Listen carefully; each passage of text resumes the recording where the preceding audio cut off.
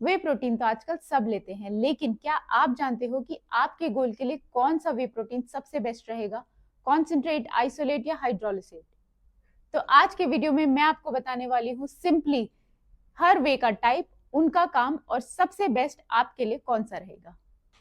जय हिंद एवरीवन, मेरा नाम है स्क्वाड्रन लीडर चेष्टा और मैं एक एक्स इंडियन एयरफोर्स ऑफिसर हूँ, एक बायोकेमिस्ट हूँ और एक स्ट्रेंथ एंड कंडीशनिंग कोच हूँ। तो अगर अभी तक आपने मेरा चैनल सब्सक्राइब नहीं किया है तो kindly like and subscribe my channel for such science packed and science packed information. जब दूध को गर्म किया जाता है और उसको किसी एंजाइम या एसिड से ट्रीट किया जाता है तो वो दो भागों में बट जाता है। एक तो सॉलिड पार्ट जो कर्ड्स होते हैं, जो कि चीज या पनीर होते हैं, और लिक्विड पार्ट जिसको हम वे बोलते हैं। ये वे वाटर प्रोटीन्स, मिनरल्स और फैट में रिच होता है। अब इसी वे वाटर की प्रोसेसिंग की जाती है, इसको फिल्टर किया जाता है कार्ब्स और फैट्स रिमूव करने के लिए, और इसको सुखाया जाता है और फिर इसमें डिफरेंट लेवल की प्रोसेसिंग होती है जिससे बनते हैं हमारे तीन वेरिएंट्स, वे कॉन्सेंट्रेट, वे आइसोलेट और वे हाइड्रोलिसेट। कॉन्सेंट्रेट, इसमें 70 to 80% प्रोटीन होता है, कुछ अमाउंट में इसमें लैक्टोज होता है, फैट्स होते हैं और मिनरल्स होते हैं। ये सबसे बजट फ्रेंडली ऑप्शन है और जनरल यूज के लिए ये बेस्ट है। उसके बाद बात करते हैं वे आइसोलेट की, जिसमें 90 to 95% प्रोटीन होता है, नेग्लिजिबल अमाउंट में इसमें लैक्टोज होता है और ये लैक्टोज इंटॉलरेंट लोगों के लिए सबसे बेस्ट है।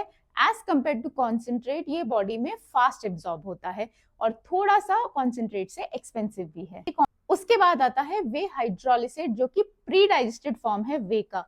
और अगर आपको डाइजेस्टिव इश्यूज हैं या गट इश्यूज हैं तो आपके लिए ये वे हाइड्रोलिसेट सबसे बेस्ट है। ये तीनों में सबसे ज्यादा फास्ट एब्जॉर्ब होता है, इजीली डाइजेस्टेबल है, लेकिन तीनों में सबसे एक्सपेंसिव भी है। इससे पहले कि प्रोटीन आपकी शेकर बॉटल्स में पहुंचे, प्रोटीन की मिक्सेबिलिटी और टेस्ट इंप्रूव करने के लिए उनमें ऐड किया जाता है आर्टिफिशियल स्वीटनर्स, फ्लेवर्स और थिकनर्स। जब आप प्रोटीन शेक लेते हो तो अमीनो एसिड्स आपके ब्लड में 1 से 1.5 घंटे में पीक कर जाते हैं, इसलिए पोस्ट वर्कआउट रिकवरी के लिए ये बहुत ही बेनिफिशियल ऑप्शन है। और इसमें ल्यूसिन होता है जो आपके मसल प्रोटीन सिंथेसिस को ट्रिगर करता है। एक चीज ध्यान रखिए कि जब प्रोटीन की क्वालिटी की बात आती है तो इन तीनों में से कोई एक दूसरे से बेटर नहीं है। Expensive does not mean better.